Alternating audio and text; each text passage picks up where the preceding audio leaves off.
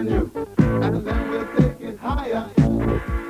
Oh, we gonna rock down to Electric Avenue, and then we'll take it higher. Rock it in the daytime, Electric Avenue. Rock it in the night, take it higher, Electric Avenue.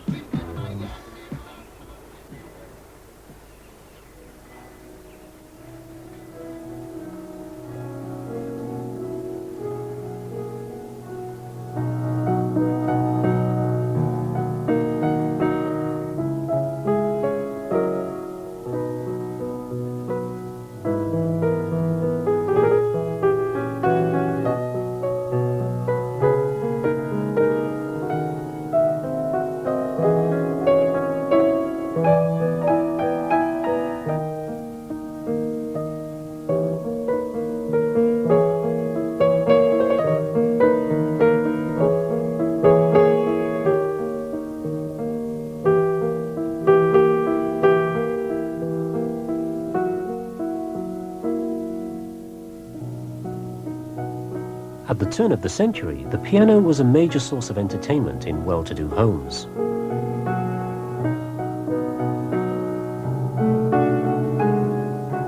Every good boy, every young lady was expected to be proficient, practicing for long hours to transform the printed page into musical expression.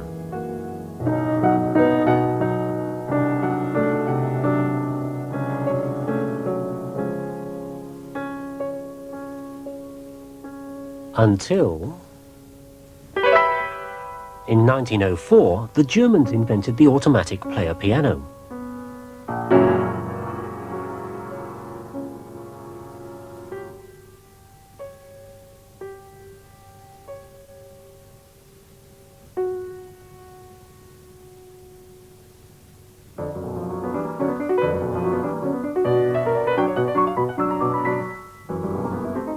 As a concert pianist sat and played, the recording piano would punch holes onto a paper roll. The purchasers of this duo art player piano could play the roll through the electromechanics of their piano and enjoy the great pianist for themselves.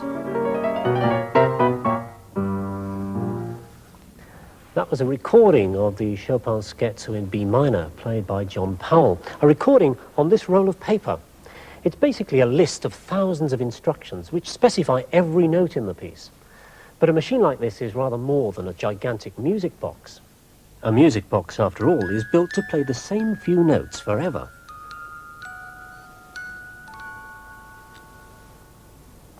The great thing about a machine like this is if you change the instructions, the machine does something different.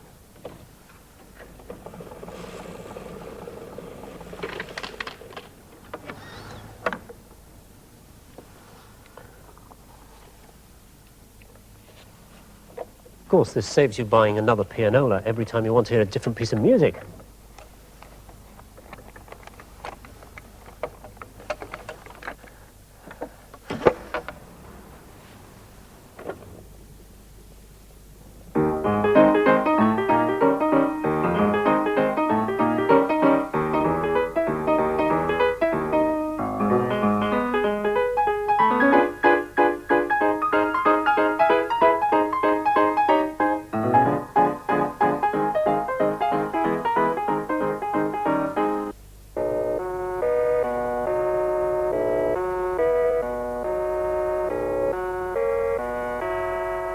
Computers are instructable or programmable machines.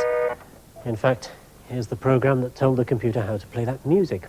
And not so very long ago, computer programs too were stored as holes punched in paper like this.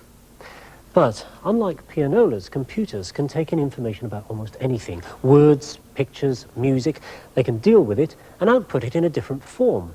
So this one machine can draw pictures, write poems, play music, help with the company accounts, and all you have to do is change the instructions or the software. Now, for most modern computers, the software is kept on a magnetic disk like this. So, change the disk, slot a new disk in here. The machine takes in the new instructions, and it's ready for the next task.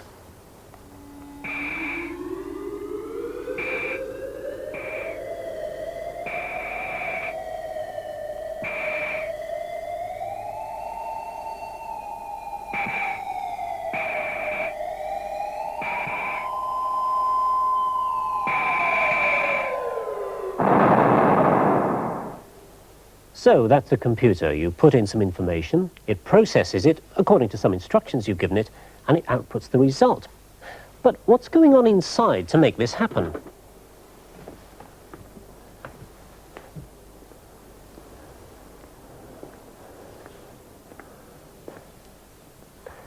Computers spend their time moving information around from place to place, from chip to chip. For example, a computer has a memory of a sort, these chips here. It's also got a big organizer chip, like this one here. It's called the central processor, and it's the central processor that controls that flow of information around the machine. It can also manipulate that information in various simple ways, adding things together or comparing them. For example, suppose this block of memory contains the information for a simple picture, and this block has the information for another. And suppose the central processor here is required to compare these two pictures and see where the differences are. Well, that's easy for us, but remember, the central processor can only perform very simple operations. For one thing, it can't take in the whole picture. It can only take in, say, 8 bits of information at one time, hence the 8 tracks on the circuit board. So, it takes a copy of these first 8, and it stores that copy internally. Then takes a copy of 8 from the other image, like so, and stores that. Now it can begin to make that comparison. And remember, it's looking for differences. So, is that different from that? Answer, no. Is that different from that? No. That different from that? No. Is that different from that? Yes. That's different from that? Yes. No. No. And no again. So, the processor has arrived at a result. It can now get rid of these, clear them. And the result can be stored away in yet another part of memory. And it'll now do the same thing over and over again.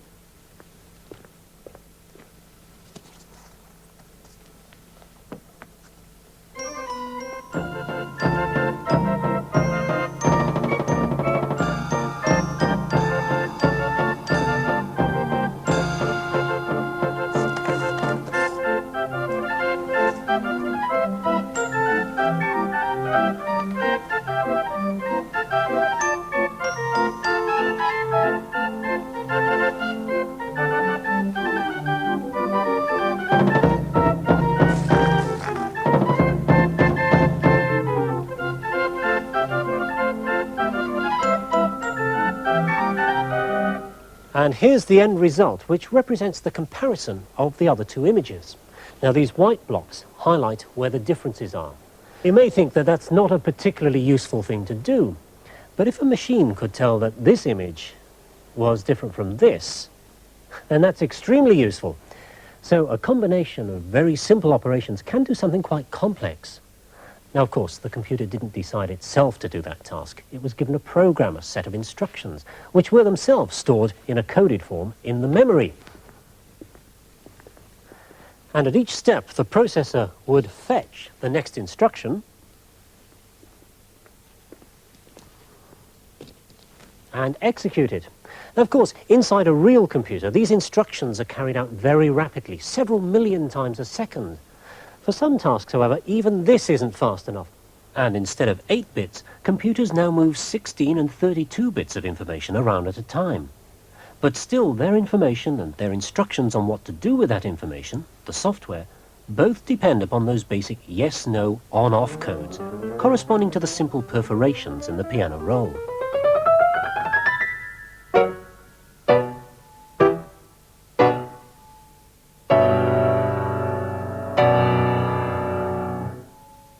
There were 88 keys on the piano, and each of those either played or not, depending on where the holes were in the roll of paper.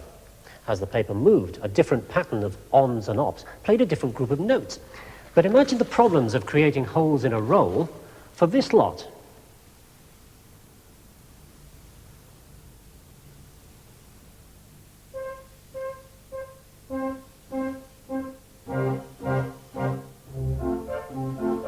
The paper roll could be no wider to accommodate the extra information, as it would warp as the weather changes.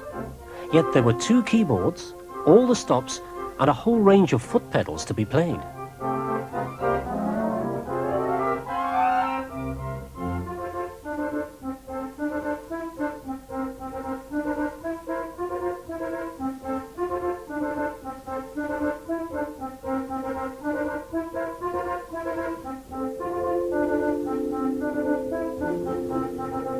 This organ has over 800 pipes, and each needs individual information about when to play and how long to play for. As a start, the holes were made as small as possible to get more across the width, but this was only half the solution. And this is the roll that controls the organ. Yes, it looks very much like a piano roll, but instead of each of these holes being one particular note, which is on at that particular time, this is now a code, meaningless to you or me, but it's a code which can be deciphered by these internal workings of the organ. And all that happens as it's playing.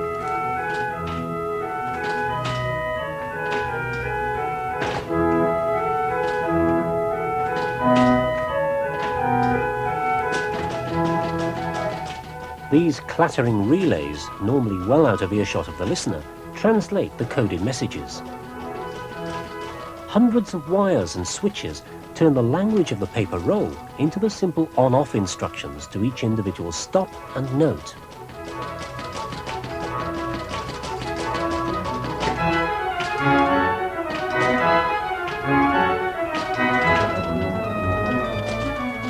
What makes this beautifully restored organ particularly impressive is that it's the forerunner of that processing part of a computer which must take in human coded programs of instructions and turn them into the basic on-offs that the machine needs.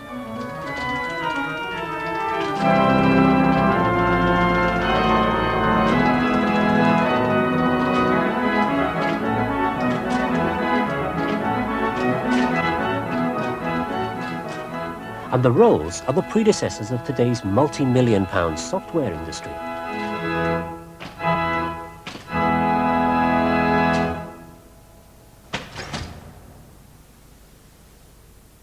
Nowadays, another set of codes can play the organ, the software on a computer.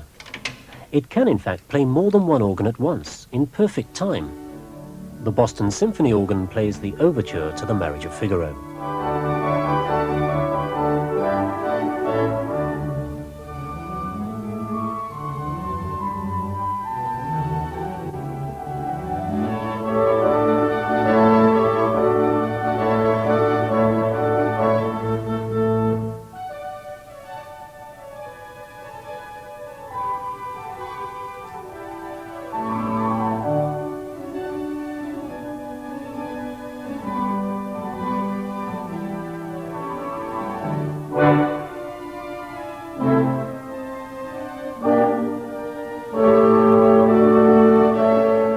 People have always been fascinated by machines that can outperform humans.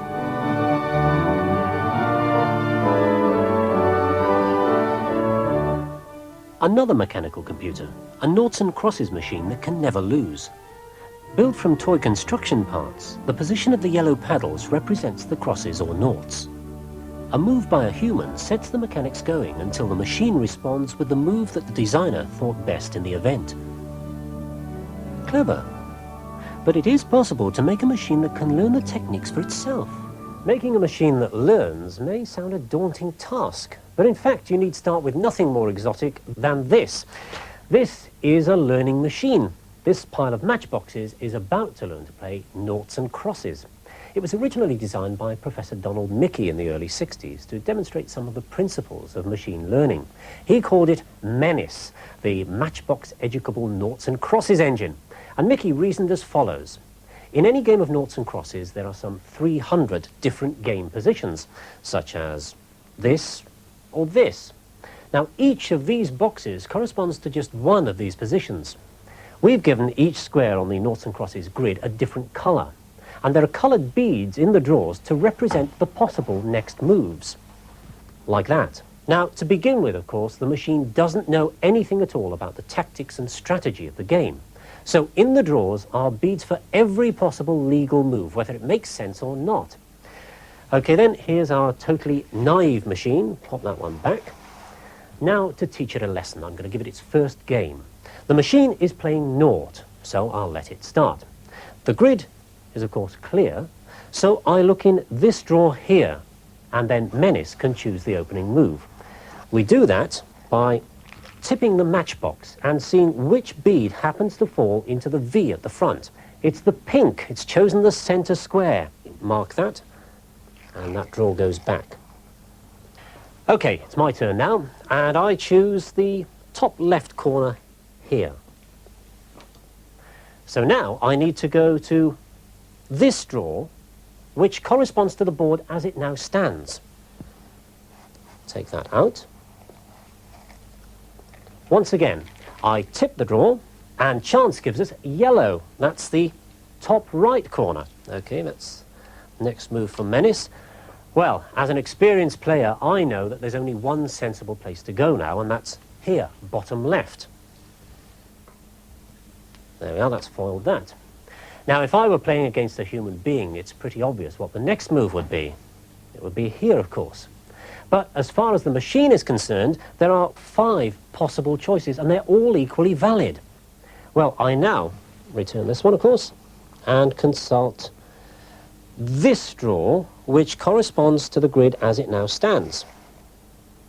Okay, and there, of course, are the 5 possible moves. Green, center right. Okay, put that in. And now, well, I go center left, and there it is. Well, that was the game, but now comes the learning process. The machine lost, so it must ensure that it doesn't end up in that same position again. Choosing green at that last stage there, that crucial last stage, was a big mistake. So, if I remove the green bead, it won't ever make that mistake again. And I can do the same thing throughout, removing the beads for the losing moves. For example, that yellow wasn't too bright, so I'll remove the yellow bead from there.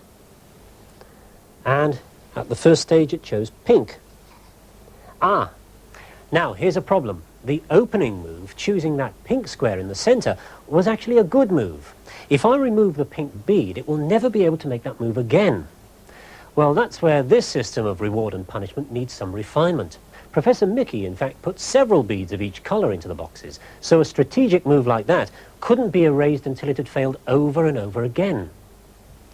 If Menace had won, I'd need to reinforce those winning moves to make them more likely to happen next time.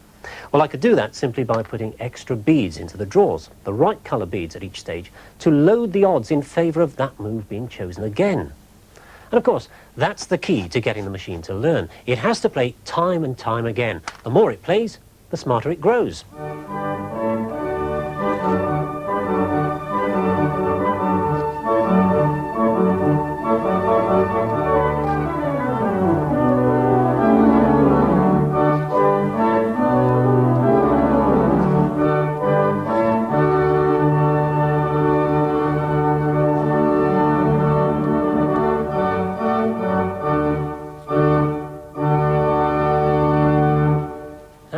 It's a draw.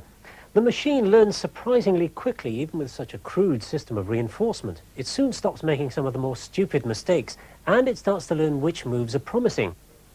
This graph shows how the game improves with experience. After a couple of hundred games, it's quite a worthy opponent. Mickey has applied the same principles to experiment with the software to control satellites in orbit. In the unknown environment of space, the computer can be programmed to think for itself, learning to reuse only those strategies which work well and reject those that fail. Like this machine, a computer follows a program of instructions, a logical sequence of cause and effect. But every task that the computer achieves is always the sum of the simplest of activities. And as the processors deal with more and more information at a time, they seem to behave in an ever more human-like way. At first glance, these seem nothing more than the scribblings of a child. But they are the early drawings of the computer system Aaron, which now dreams up a new picture every night for the Boston Computer Museum.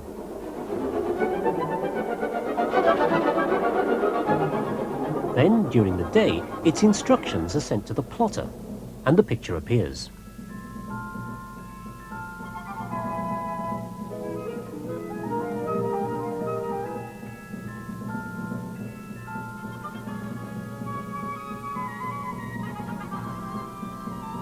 It takes up to 90 minutes to complete the drawings, which were created by following rules which the artist Harold Cohen is constantly revising. Simple rules like tree trunks are wider at the bottom, and complicated rules about the way humans move to keep their balance. And each resulting picture is unique and sells for $250 a time.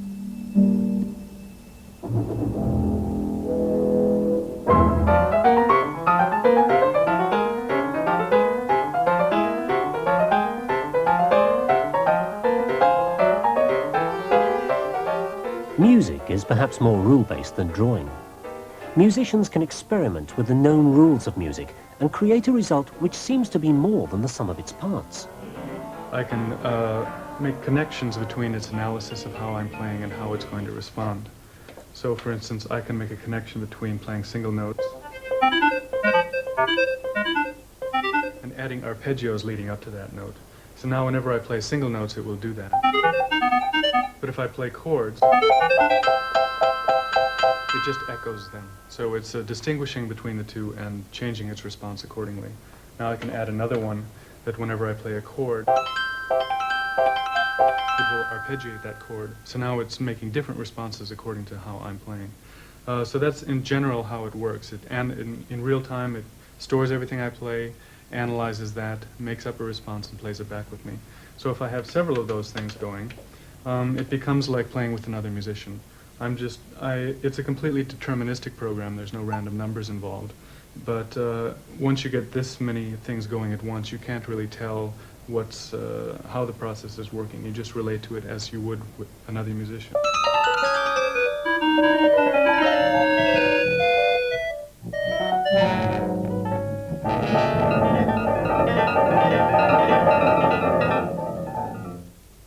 Would you say it's being creative? I would say it's being creative, but it's kind of a controlled creativity. It knows certain ways to make music, and I'm trying to explore how I can make music with it. It's not so much trying to make the computer be a human, but discover what are the best ways for a computer to make music, and to do that along with a human.